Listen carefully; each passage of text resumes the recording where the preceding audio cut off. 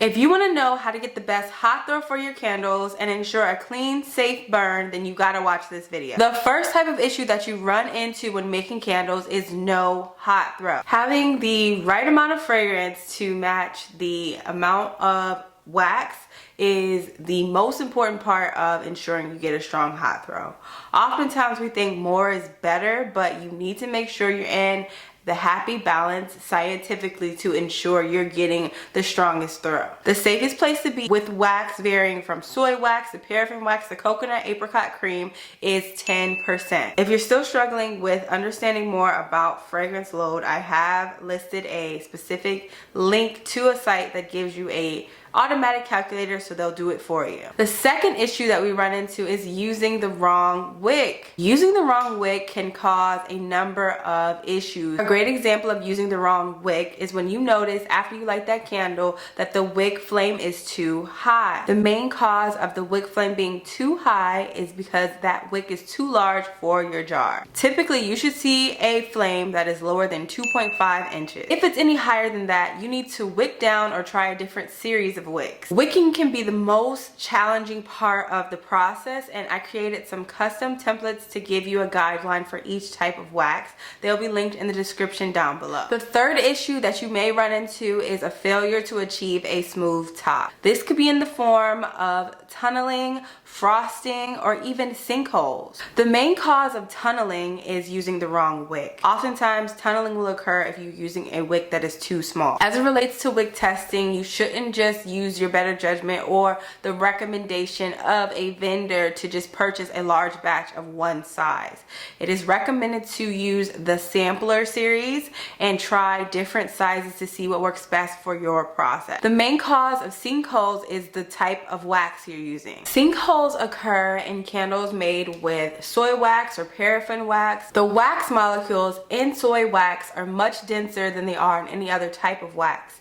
This causes the wax to cool quicker, which can cause many troubleshooting issues. Soy wax is the most eco-friendly, toxin-free, phthalate-free, but it also comes with natural problems. Coconut wax has a lower burn threshold because of the molecules being less dense.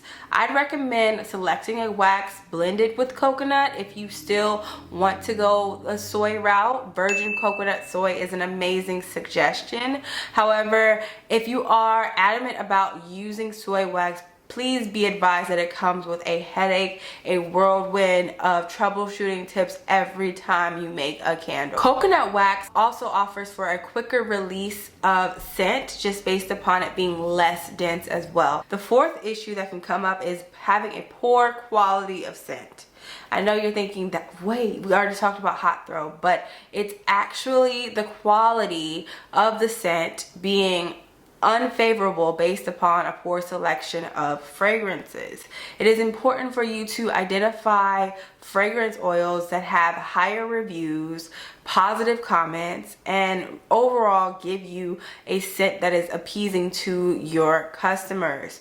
You don't want to just purchase items because you like the way the title sounds.